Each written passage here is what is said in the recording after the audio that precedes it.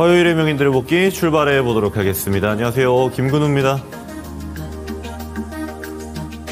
최근 이제 시장을 좀 보게 되면 다소 좀 힘 빠지는 영역들이 좀 존재하는 것이라고 좀 말씀드릴 수 있을 것 같습니다. 전반적으로 일단 거래 대금 자체가 빠지고 있기 때문에 아무래도 전 업종에서 좀 약세가 좀 지속이 되는 모습이 구체적으로 나오고 있고요. 다만 제가 말씀드렸던 이제 주도주의 영역, 대표적으로 바이오라든지 조선, 방산 이쪽에서는 아무래도 신고가 영역에서 놀고 있는 형태를 띠고 있기 때문에 이 뷰가 정확하지 않다라면 지금 시장에서 아무래도 손실이 좀 커지는 한 주가 되었지 않았나라는 생각이 듭니다. 다만 지금의 시장에서 그럼 어떻게 봐야 되는지는 또 다른 어떤 면을 봐야 되지 않을까라고 저는 보고 있고, 그래서 오늘 명인들의 복귀는 일단 글로벌에서 어떤 형태를 지금 띠고 있는지, 그래서 글로벌 증시의 중심이 되는 이야기들을 좀 들려드리고, 그리고 나서 국내 증시를 다시 한번 돌아와서 오늘 증시가 어떻게 끝났는지, 그럼 앞으로 우리가 어떻게 봐야 되는지, 시간이 된다면 제가 섹터에 이어서 종목까지도 좀 이야기를 드리는 시간 가져가 보도록 하겠습니다. 자, 우선 글로벌 얘기를 먼저 드려야 되는데, 자, 전일자 뉴욕 증시가 이렇게 끝이 났습니다. 여기서 중요한 지점은 딱 두 가지로 이야기 드릴 수 있을 것 같아요. 첫 번째, 엔비디아가 급등했다라는 지점. 자, 그리고 두 번째, 나머지 전반적인 업종에서 조정이 나왔다라는 지점. 이 두 가지가 글로벌에서는 굉장히 중요한 지금 어떤 하나의 트리거가 되고 있는데, 이 지점을 살펴볼 건데요. 내용을 좀 보자라면은, 자, 첫 번째, 엔비디아는 지금 구체적으로 제가 내용을 하나하나 다 설명드리는 건 좀 길어질 것 같아서 간단하게 말씀드리면 신고가 돌파했습니다. 자, 근데 제가 지난주에 이야기 드렸죠. 엔비디아 실적 발표 아직 좀 남았어요. 한 달 정도 시간이 남았는데, 지금 우리가 한 두 달 전으로 돌아가면 어떤 이야기들이 많았냐면, 자, 첫 번째 이런 이야기들이 많았습니다. AI 거품에 대해서 제가 이 자리에서도 짚어드렸었는데, 이거는 계속 물음표가 나올 거다. 왜요? 이 AI라는 키워드를 통해서 엄청난 투자가 들어가고 있고, 특히 빅테크에서 굉장히 큰 투자가 들어가고 있고, 대표적으로 오픈 AI가 데이터 센터 향으로 해서 뭐 조 단위가 넘는 투자를 분기별로 계속 진행하고 있는데, 이 지점에서 그럼 누가 돈을 벌고 있는가를 봤을 때 엔비디아를 제외하고 돈 버는 기업들이 없다. 그러면 이 투자자들 입장에서 빅테크가 계속 지속적으로 AI에 대해 투자를 하고 있는데, 그러면 우리가 발생하고 있는 손실 아닌 이 손실들을 어떻게 만회를 할 것이며, 앞으로 그러면 이 손실들이 다 수익으로 전환될 것인가에 대한 이 질문들, 이게 해소가 되지 않고 있다라고 말씀을 드렸는데, 사실 이거는 계속 따라갈 확률이 높습니다. 언제까지요? 이 엔비디아의 고객들이 돈을 벌 때까지요. 제가 오픈 AI 대표적으로 말씀을 드렸고, 빅테크도 이야기를 드렸는데, 투자는 계속 5조, 6조, 7조, 8조, 연으로 보면 10조 단위로 막 들어가고 있는데, 사실 여기서 마이너스 되는 게 훨씬 더 크다라는 거죠. 벌어들이는 거는, 쓰는 돈은 한 10조가 투자가 들어가는데, 벌어들이는 거는 3조, 4조 이렇게 벌어들이면 마이너스가 굉장히 커지는 상황이잖아요. 그래서 이게 지속이 언제까지 될 것인가 굉장히 중요한 요건으로 자리 잡고 있는데, 중요한 거는 지금 빅테크에서 의견을 내는 게 어떠냐면 이런 지점입니다. 거품, 그리고 지금 우리가 돈 쓰는 거 오케이. 근데 지금 이 돈을 안 쓰면 어떻게 되느냐? AI의 투자를 우리가 지금까지 하고 있는 것들을 취소하면 어떻게 되느냐를 빅테크의 CEO들 그리고 경영진들은 이야기하고 있습니다. 만약 취소하게 되면 더 많은 로스를 만들어낼 수 있다는 거예요. AI에서 뒤처지기 시작하면 문제가 될 수 있다라고 각각의 기업들이 소명하고 나서고 있습니다. 자, 그런 이야기가 들려오니까 지금 어떻게 가고 있냐? 엔비디아가 다시 신고가에 돌파했어요. 지금 목표 주가도 증권사 이제 월가에서는 계속 올리고 있죠. 지금 160달러 얘기도 나오고 있고, 오늘만 해도 다양한 의견들이 존재하고 있는데, 중요한 거는요, 이거 우리나라 반도체 기업들이 이 엔비디아 모멘텀 지금 추종하고 따라가고 있나요? 전혀 아닙니다. 그럼 이 전혀 아닌 지점들은 차트를 보면서 잠깐 살펴드릴 건데, 자, 대표적으로 이제 SK 하이닉스를 비롯해서 HBM 단 종목들을 한번 다시 살펴보겠습니다. SK 하이닉스, 한미의 반도체. 제가 이 반도체는 지금 계속 의견을 드리고 있죠. 어떻게? 조심하셔야 된다라고. 이수페타시스, PSK 홀딩스, 이 4개 종목만 일단 좀 살펴보겠습니다. HBM이기 때문에. 아마 이쪽 투자자분들이 굉장히 많으실 거라고 저는 봐요. 주도주였던 기간이 굉장히 길었기 때문에.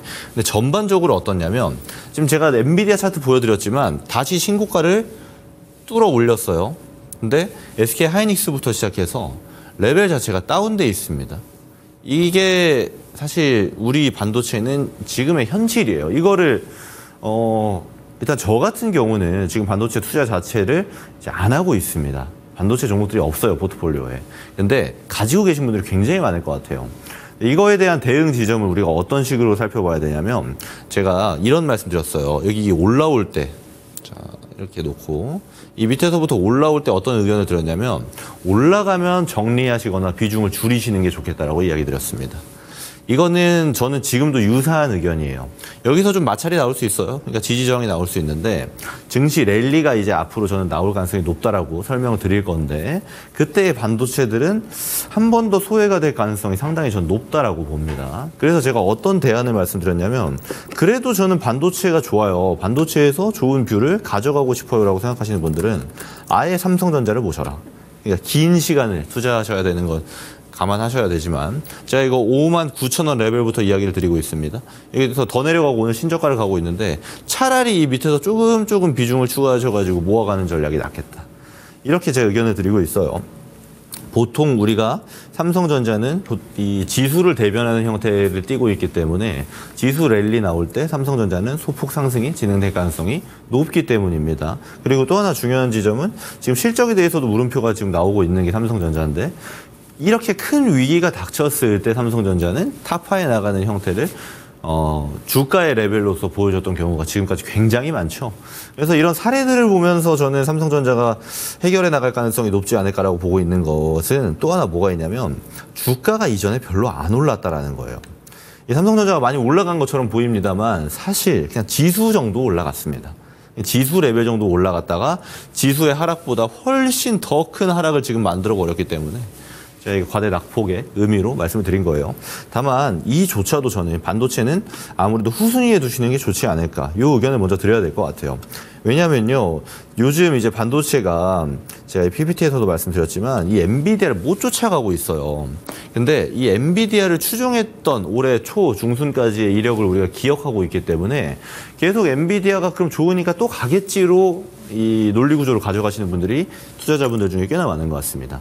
저는 좀 조심했으면 하는 영역으로 말씀을 좀 드려보겠습니다. 일단 엔비디아는 이 추세를 가져가게 된다라면 제 글로벌 차트도 보여드리겠지만 같이 보면서 갑시다.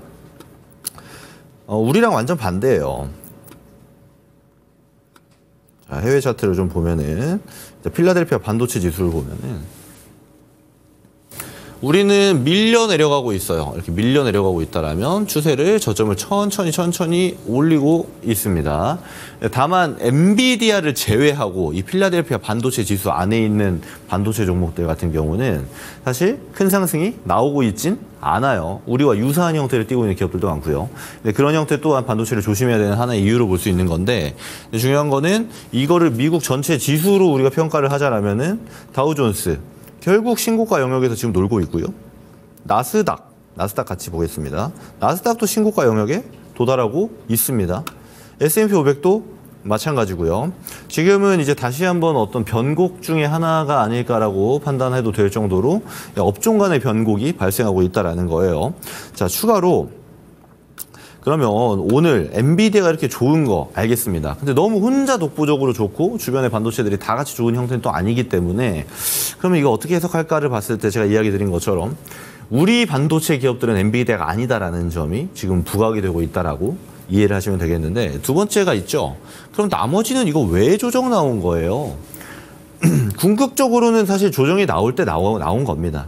우리 같이 해외 차트를 좀 보셔서 아시겠지만 전반적으로 너무 많이 올라갔어요. 단기 랠리를 세게 진행했죠. 다우존스 세게 진행했고 또 하나가 이제 나스닥을 보게 되면 나스닥도 단기 랠리가 같이 나왔습니다. 쭉쭉쭉쭉 올라가줬죠. 그래서 나올 만한 조정이 나와준 거고 S&P 500도 마찬가지입니다. 그래서 뉴욕 증시 같은 경우는 전반적으로 업사이드가 세게 열려버렸기 때문에 상승 랠리 중에 조정이 일부 나온 거다 정도로 판단할 수 있겠는데, 그럼 그 중에서도 좀 디테일하게 바라보자면 이런 지점들이 좀 우리가 살펴봐야 될 내용이 될 겁니다. 바로 얼마 남지 않은 미 대선입니다. 11월 초에 대선이 있죠. 근데 대선 구조가 좀 많이 바뀌었습니다. 근데 제가 이 미 대선에 대해서는 이 자리에서 여러 차례 좀 이야기 드렸지만 결국 제가 뭐라 그랬어요? 가봐야 한다고 했죠. 처음에 바이든 대통령이 이제 지지율이 막 떨어지고 첫 토론 때 잘 기억해 보면은 트럼프 전 대통령이 지금 공화당 후보가 지지율이 막 올라갔을 때 그때만 해도 트럼프가 당선이 된 것처럼 얘기하시는 분들이 굉장히 많았습니다. 근데 제가 그때 아니라고 했죠. 결국 미 증시는 지역별 고착화가 심하고 그리고 경합주들이 또렷하게 존재하기 때문에 경합주 싸움으로 결국 최종으로는 갈 수밖에 없다.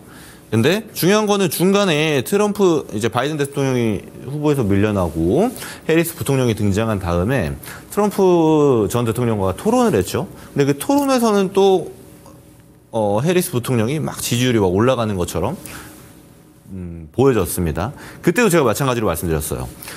결국 결정은 다 와서 난다. 근데 이제는 얼마 남지 않았습니다. 지금부터는 데이터는 좀 유심히 볼 필요가 있다라고 보고 이거를 좀 말씀을 드릴 건데, 결국에는 이 해리스 부통령의 지지율이 좀 꺾이고 이제 트럼프 전 대통령의 지지율이 올라갔습니다. 이게 최근자 데이터고요. 그로 인해서 당선 확률을 보자라면은 트럼프 전 대통령이 54%, 해리스 부통령이 이제 45%로 점쳐지는데, 이거는 단순 데이터는 아니고요. 지금 우리가 보고 있는 어떤 여론조사 데이터 말고도 우리가 이제 베팅 사이트 데이터도 보게 되면은 유사한 형태를 띠고 있습니다. 그러니까 흔히 말해서 미국에서 돈을 거는 거예요. 누가 대통령 될 것 같냐. 트럼프가 지금 압도적으로 유리해져 있는 상황이 된 겁니다. 여기에는 다양한 원인들이 있는데 제가 이 자리에는 시간이 좀 부족하기 때문에 다 얘기 드리긴 좀 어렵고, 뭐 대표적으로 지금 전쟁 관련 지정학적 이슈들이 존재하고 있고 해소가 되지 않고 있는 점, 그리고 이 해리스 부통령의 인지도 문제, 그러니까 여론을 잘 느끼고 있는, 그러니까 뉴스를 잘 접하고 있는 다소 지식인층 입장에서는 해리스의 어떤 강점들이 부각될 수 있으나 이 정치 판도를 잘 모르는 입장에서는 잘 알려지지 않은 해리스 부통령의 한계도 좀 드러나고 있다라고 평가를 받고 있죠. 그래서 그런 지점들이 지금 노출되면서 트럼프 지지율이 다시 올라가고 있는데, 중요한 점은 증시에 영향을 끼친 건 이것 말고 영향도를 끼친 건 이쪽으로 보셔야 됩니다. 그러니까 10년물 국채금리 수익률이 막 올라가고 있어요. 그래서 사실 우리가 금리 인하 진행하고부터 보면은 쭉쭉쭉 밀렸습니다. 사실 그 전에 데이터 값이 이제 매크로 데이터가 꺾이면서 쭉 내려왔는데 3점대 거의 중후반까지 내려왔던 10년물 국채금리 수익률이 지금 4.2까지 올라왔어요. 물론 지금 금리 인하를 단행했기 때문에 이렇게 장기물이 고금리로 유지되는 거는 유지하기 힘듭니다. 이거는 좀 단기 모멘텀이라고 보셔야 되는데, 이 지점이 증시는 좀 리스크라고 부각을 하고 있는 지점이고, 또 하나 뭐가 있냐면 달러 지수입니다. 그냥 달러 인덱스인데 당연하겠지만 인덱스가 같이 올라왔어요. 10년물 국채금리랑. 이 내용도 제가 같이 설명드릴 건데, 여기에 연계되는 게 일단 결과치만 말씀드릴게요. 달러 인덱스가 올라오게 되니까 뭐가 있죠? 우리나라 입장에서 당연히 환율이 또 올라가요. 당연히 올라가요. 자, 그러면 또 우리 입장에서는 이 레벨을 유지하게 되면 수출주들은 호재로, 또 수입을 많이 하는 구조를 가진 비즈니스를 띄고 있는 기업들은 또 악재로 판단할 수가 있는 겁니다. 자, 근데 왜 그러면 트럼프가 부각되고 있는데 10년물 국채금리 수익률이 올라가고 또 왜 달러 인덱스가 올라갈까를 보게 되면 정책을 보면 됩니다. 자, 좌측이 이제 해리스 부통령, 민주당 후보의 정책이고요. 그리고 우측이 트럼프 전 대통령, 공화당 후보의 정책인데, 자, 대표적인 게, 자, 지금 트럼프가 유리하니까 트럼프의 기준으로 제가 설명을 드려볼게요. 트럼프가 이야기하고자 하는 바는 이거 다 이해할 필요도 없습니다. 간단해요. 자국 우선주의를 계속 이야기하고 있어요. 이게 무슨 말이냐? 트럼프가 지금 우리가 뉴스에 접해도 트럼프가 하는 이야기들이 좀 이상한 얘기들이 많아요. 예를 들면 대외 방위비. 자, 방위비라고 보겠습니다. 방위비. 이걸 계속 언급하죠. 예를 들면 대한민국이라든지 유럽이라든지 일본이라든지 미군이 주둔해 있는 국가들 같은 경우는 잘 사는 국가들이 많은데 방위비를 너무 적게 부담하고 있다. 이거 돈 더 걷어야 된다. 요 얘기하고 있어요. 왜? 미국이 손해를 보는 구조를 만들 수 없다라는 겁니다. 자, 또 하나가 뭐가 있냐면 이제 산업을 기준으로 보면 자, 미국의 이제 제조업 기업들, 예전부터 유명했던 섬유 관련, 그러니까 의류 관련 기업이라든지 또는 전통 제조업 기업들 같은 경우는 전반적으로 미국 안에 위치해 있지 않습니다. 뭐가요? 생산시설이. 어디에 가 있죠? 과거에는 중국에 많이 들어갔고요. 지금은 또 동남아 쪽이라든지 인도에 많이 들어가 있습니다. 대표적으로 나이키 같은 기업이 그렇죠. 자, 그러면 그런 기업들을 대상으로 해서 무슨 얘기하고 있냐면 트럼프는 자, 미국에다가 갖다 팔 거면 미국이 소비를 가장 많이 하는 국가이기 때문에 미국에 팔고 싶으면 어디에서 만들어라? 미국에서 생산해라. 요 얘기를 하고 있는 겁니다. 자, 그러면 이 미국의 자국 내 기업이지만 생산시설을 다른 곳에 보유하고 있는 기업들 같은 경우는 어떻게 이야기를 하냐면 당연하겠지만 미국에서 만들면요. 인건비가 너무 비싸요. 그리고 투자 비용이 너무 비쌉니다. 건물을 만드는 것도 또 생산 시설을 갖추려면은 공장 부지를 매입하는 것도 시설을 들어가고 설비를 들어가는 것도 비용이 너무 비싸다라는 겁니다. 그리고 그 고비용을 지속적으로 내게 되면은 우리는 다른 데서 만드는 거에 비해서 너무나도 큰 손실을 가져가야 된다라는 거죠. 근데 여기서 트럼프가 뭘 얘기하냐면 이제 여기서 밑에 내용을 보면 됩니다. 그래, 너네 들어오면 법인세 인하해 줄게 요 얘기예요. 그러니까 다른 내용도 많습니다만 이걸 기준으로 보면은 두 후보 간의 차이가 좀 느껴지실 거예요. 반면에 해리스 부통령, 민주당 후보 같은 경우는 법인세 인상하겠다라는 얘기예요.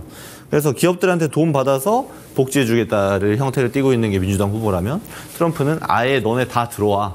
우리가 해결해줄게. 그렇다 보니까 이러면 미국 정부의 입장에서는 뭐예요? 재정 지출이 늘리겠다라는 겁니다. 그래서 경기 활성화를 시키겠다라는 얘기예요. 친기업적인 형태를 띠고 기업들이 자국 내로 들어오게 되면은 고용이 창출될 거고 당연하겠지만 소득이 증가될 거고 고용이 증가되고 소득이 증가되면은 소비 활성화도 당연히 이루어질 거고 또 하나 중요한 거는 우리가 돈 푸는 만큼 우리한테 돈이 들어오게끔 구조를 만들겠다라는 겁니다. 그래서 이제 빅 아메리카를 이야기하는 트럼프인데 이 때문에 뭐가 있냐면 지금 트럼프 지지율이 높은 상태이기 때문에 우리 매크로 같은 경우는 이렇게 영향을 받는 거예요. 달러도 강세로, 달러가 강세니까 원화는 약세로, 또 추가로 10년물 국채금리도 단기적으로 상방으로 이동하게 되는 거고 지금 중요한 거는 미국은 금리 인상기예요, 인하기예요? 금리 인하기입니다. 인하기 이미 접어들었죠. 이번 9월에 인하할 때부터.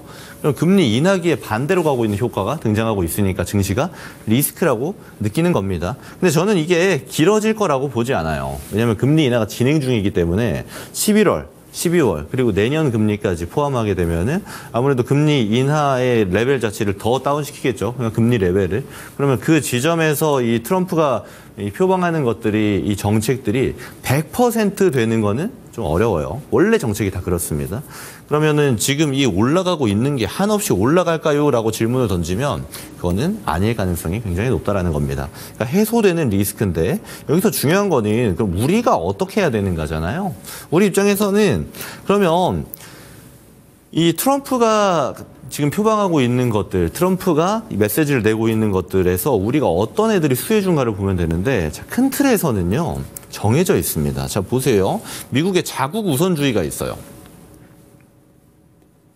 자국 우선주의에 또 하나는 뭐가 있냐면 자, 중국을 혼내주는 겁니다. 그러면 우리가 중국을 혼내줄 때 수혜되는 업종은 뻔하겠죠. 이게 연결되는 국면들은 제가 나중에 이제 공개 방송에서 좀 설명드릴 건데 하여튼 이렇게 보시면 되고요. 우리가 볼 수 있는 거는 뻔해집니다. 첫 번째 뭐가 있을까요? 네. 방산이 되겠죠.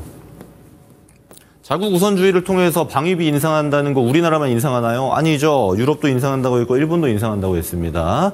그러면 각각 미국한테 방위비 인상하는 것도 고려하게 되고 또 하나는 자체적으로 방위할 수 있는 여건을 만들겠다라는 형태를 띌 수 있겠죠. 유럽에서는 실제로 지금 진행 중이고요.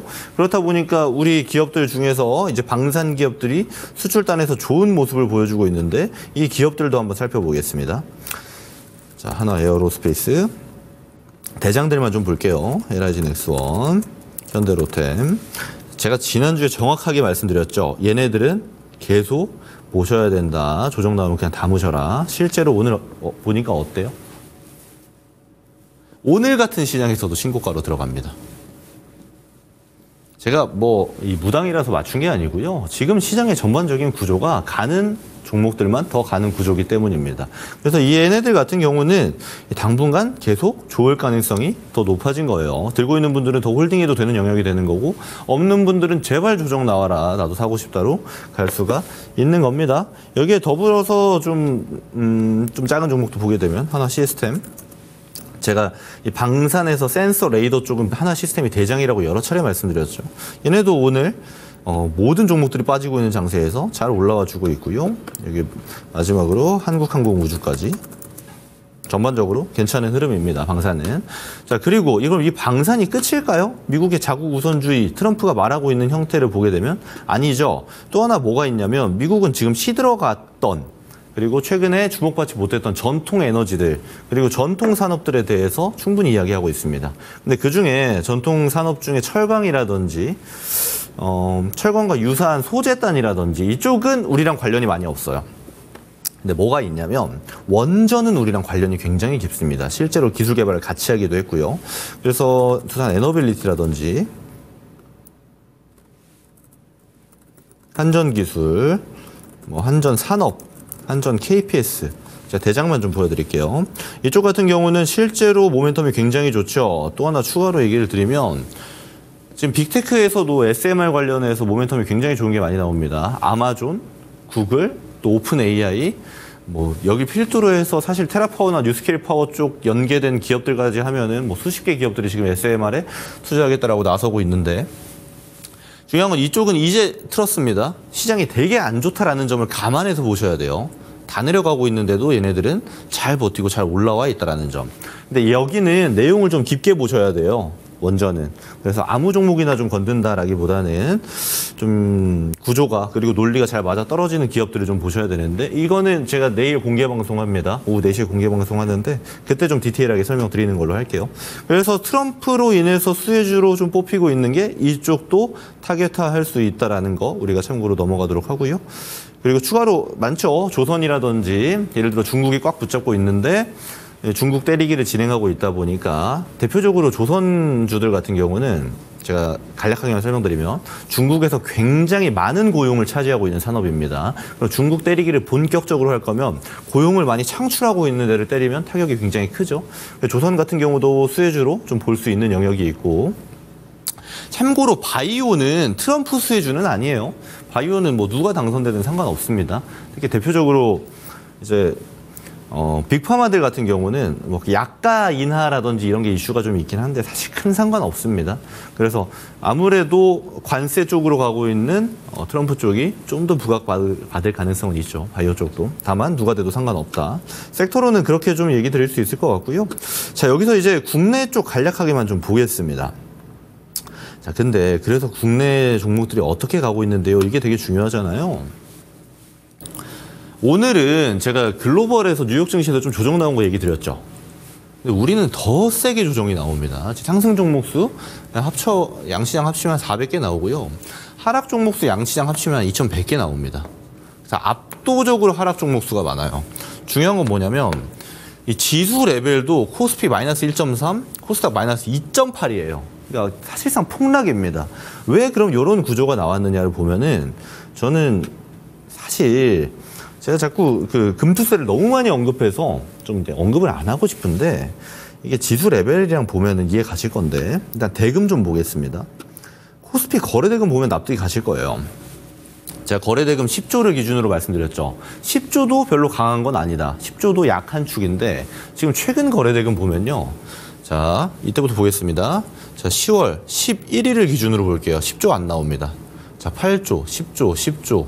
자, 9조 9천억이니까 10조, 8조, 7.7조, 8.7조. 거의 대금이 씨가 말랐어요. 그러니까 거래가 이루어지지 않고 있다는 거고 왜 폭락이 나오냐면 주식의 원리는요 상당히 심플합니다. 누군가 팔면 내려가고 사면 올라가요. 근데 매도는 나와요. 누군가 판다라는 소리입니다. 근데 이걸 누가 밑에서 사야 주가가 방어가 되죠. 밑에서 사요, 안 사요? 안 사는 겁니다. 대금이 잡히려면 거래가 이루어져야 되고 매도와 매수가 같이 만나야 되는데 중요한 건 매도는 나오는데 매수가 없어요. 그럼 매수 주체가 없는 이 시장이 유독 우리만 심합니다. 아시아 증시 전반적으로 그럼 제가 얘기를 안 해요. 아니죠. 대만, 일본 괜찮아요. 뭐 중국 증시 같은 경우는 최근에 많이 올라가고 있고 우리만 그렇다는 겁니다. 그럼 우리만 가지고 있는 악재가 있어야 되는데 뭐가 있을까요? 이건 너무나도 뻔한 얘기예요. 그래서 이거는 왈가왈부할 대상이 아닌데 뭐가 있냐. 지금 금투세입니다. 발표를 안 해요. 저는 개인적으로 결과값 정해져 있다고 말씀드렸죠. 결국 유예로 갈 수밖에 없다. 몇 년이 나올 거냐로 가야 되는데 이걸 발표를 안 하는 거예요. 그러면 어떻게 되겠어요? 시행이 내년 1월 1일입니다. 내년부터 바로 시행해야 돼요. 근데 시행할 수 있는 조건이 지금 안 돼요. 왜요? 최근에 이제 국정감사에서 국세청장이 그런 얘기했죠. 지금 세금을 거두려면 시스템화가 돼야 되는데 시스템이 안 갖춰졌다고 얘기했어요. 그러니까 대놓고 지금 못 걷어요를 얘기하고 있는데 국세청장이 직접. 근데 발표를 안 합니다.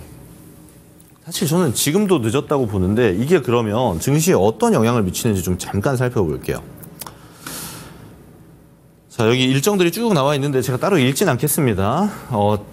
최초가 이제 9월 말이었죠. 9월 말부터 해서 이제 민주당에서 발표를 한다라고 이야기가 나왔습니다. 근데 9월 말부터 해서 대금이 줄어드는 건 여기 보면 느끼실 거예요. 자, 10조 나오다가 10월 들어가니까 10조 밑으로 쭉쭉쭉 내려갑니다. 대금이. 자, 좋아요. 대금은 내려갈 수 있다라고 봅시다.